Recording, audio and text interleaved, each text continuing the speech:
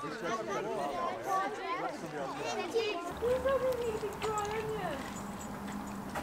on, missus. Come on. I'm not cut out for this game.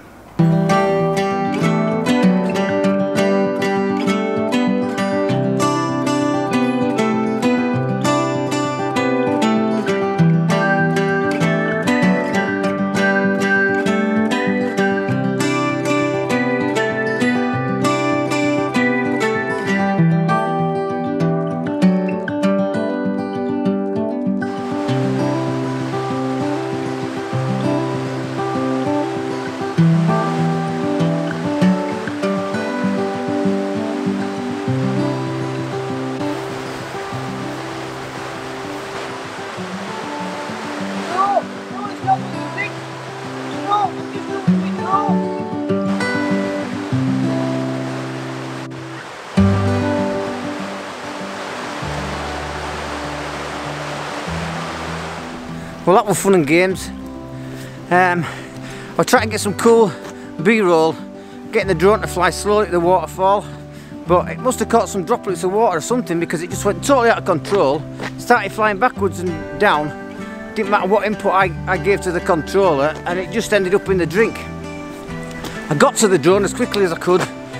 It was making all sorts of weird noises, so I just took the battery out, got it on the bank, started shaking the drone dry, get all the water out, just as two people came past, and I don't know what it must have looked like. So anyway, I've got the drone now. I'm going to get back to the camper and dry it out and get the hell out of here.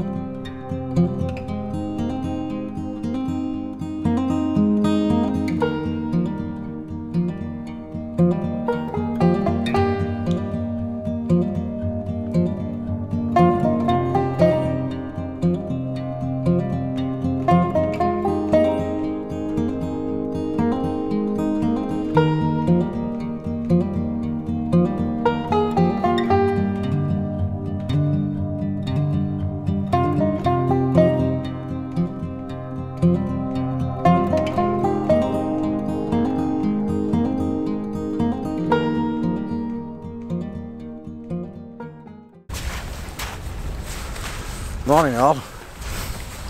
Well, I got away from that situation scot-free, I think. But for those interested, if you do fly a drone, although it were edited what you saw, it did go under the water for about 30 or 40 seconds, and I did take the battery out and I did give it a good old shake. But then I took it down to the camper van and went for a drive, put the blowers on. There's vents at both the front and the back of the Mavic Pro, which are the drone I've got. So I just made some sort of contraption so the drone the air vents at the front were getting all the heat from the blower, and I drove off for about half an hour, came back, turned the drone round, let the warm air go into the back of the drone. I put the battery straight back in, turned it on, and up she went. She flew like a dream. So yeah, a bit of advice there, if you do crash it in the water. If you crash it in the salt water, it might be a different ballgame. I think it'll be a dead drone. But fresh mountain spring water, it doesn't seem to have done it any damage at all. Now, I've come back to the place where I was last night trying to get some video, doing some vlogging. I did get the shot, and I've seen it on computer already, and it's probably my favourite image over the last 12 months, certainly one of them. But I couldn't do a video because there were too many people walking around and paddling in the lake and one thing and another, so I couldn't complete a video. So I thought it would be worth me while coming back this morning, explaining what I was doing, what I saw, and what settings I used. Now, I found this composition back in the summer where it's not conducive to good landscape photography really in the summer, where everything's green and blue skies. But I do a lot of walking and like take iPhone snaps possible compositions, and then when the conditions are right I go back and hopefully get a decent image. But last night, let me tell you, we had some amazing hazy light. I mean, it was just absolutely beautiful. The sun was hardly down in the sky when it went back behind the haze, and it silhouetted these 4 trees, and it just looked tremendous.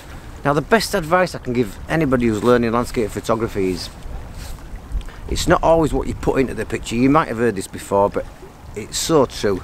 It's what you leave out that can make all the difference. At the side of these 4 trees is a lot of scrubland, and I have seen other images of this scene, and everybody seems to leave that in, and for me it just makes it look scruffy and a little bit untidy.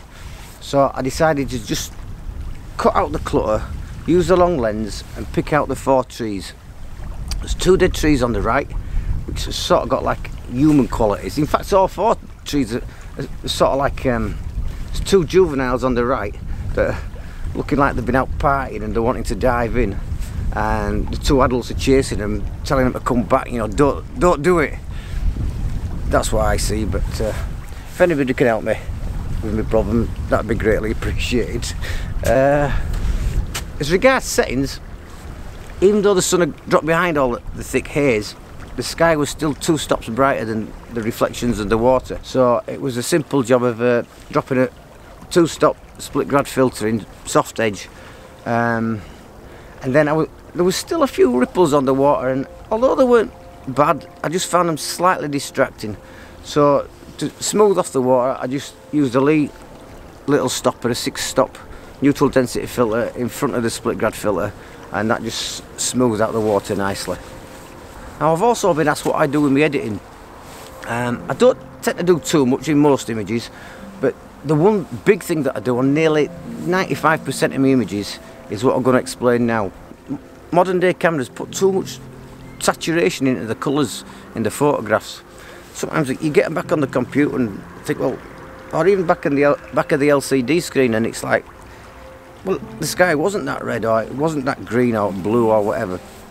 So after I've done my basic adjustments in Lightroom, 95% of the time what I do is I move the vibrance slider, not the saturation slider. I think that's a bit too powerful either way, but the vibrance slider, I move it back down sometimes as much as 25, 30, even 35%, and it just brings it back to more natural colours.